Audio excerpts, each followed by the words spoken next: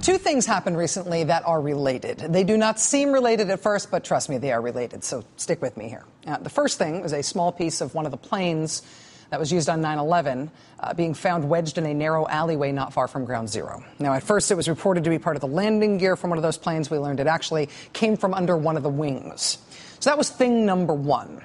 Just a couple of days later, thing number two, Republicans on the House Oversight Committee held a joint hearing on the amount of ammunition the Department of Homeland Security has on hand. See, because if the federal government has more bullets than the general population, how are we going to defend ourselves in the fight against the government? Can't let the government get the upper hand in the weapons race, right? Next thing you know, they'll have like a standing army and bombs that can take out whole cities and stuff. So, yes, Republicans in the House and the Senate followed up the ammo thing with an actual bill, an actual piece of legislation that's supposed to prevent the government from buying too many bullets. Yes, this is the same federal government that already stockpiles, say, Abrams tanks and armed drones and giant intercontinental missiles that can carry nuclear weapons. All that, yes, but it's an excess of bullets that congressional Republicans have decided is the really worrying firepower.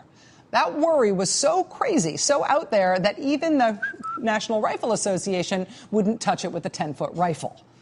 And yes, the conspiracy theory about the government having too many bullets is nuts. But it's not out of nowhere. That conspiracy theory comes from the mother of all conspiracy theories that seduce Republicans. It's an internet talk show called InfoWars.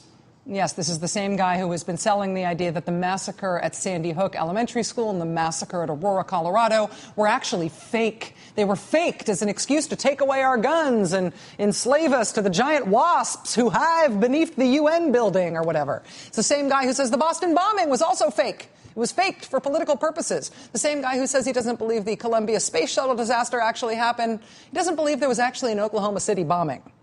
Naturally, of course, he also knows and sells the idea that 9/11 was an inside job. So that landing gear, that must be faked too. The conspiracy continues.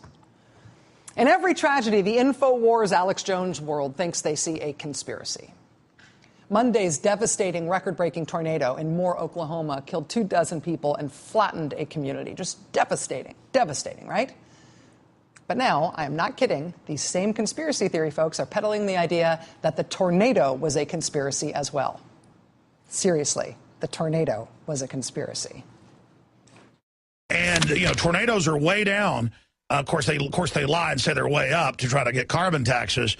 But I don't know if this was a weather weapon or not, but they can, with the right weather conditions, they can create and steer groups of tornadoes. Did people 50 miles out as these storm systems, did they see aircraft in and around the clouds spraying and doing things? If you saw that, you better bet your bottom dollar they did this.